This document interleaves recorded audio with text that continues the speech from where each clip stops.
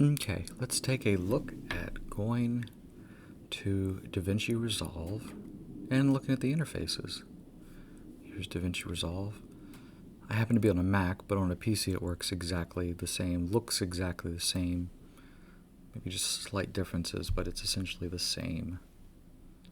It's going to load. This is DaVinci Resolve 17. They have periodic updates. And there we go. So here we're going to start with an untitled project. You can create a new one from scratch, a new folder if you're going to pull in video clips. But let's just do the untitled project, and we'll double click on that. It brings up this very scary looking interface, which to me it's not very scary.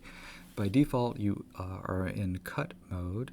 There are several modes you should be aware of. First one is media. This is where you pull in media. You don't have to use this screen, but this will kind of help you sort things. You can add keywords. Smart bins.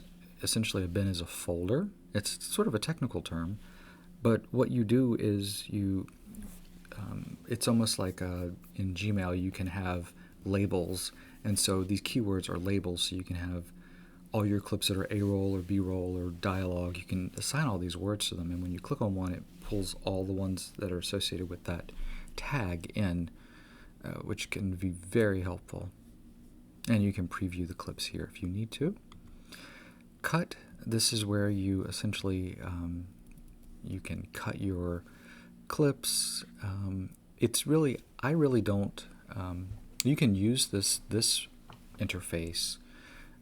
There's the sync, bin, transitions, titles, effects, things like that. I usually default to the edit thing. Notice it looks like the same, cut and edit. Really, it just gives you two different views. And here we have some more. Here we have our tools here, like our slip and roll, our blade, dynamic trim, and select. We preview it here. Once we select a clip, we can drag it over. We can do an overwrite. We can do an append. We can do an insert. All that stuff just by dragging it. And we have the inspector. We have metadata we can assign, the audio mixer.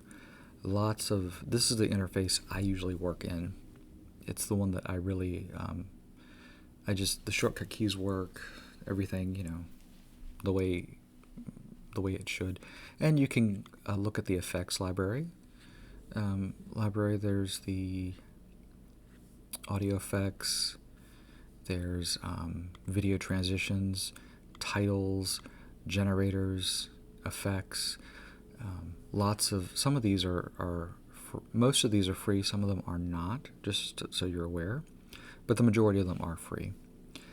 Then we jump to Fusion. This is where you create sort of a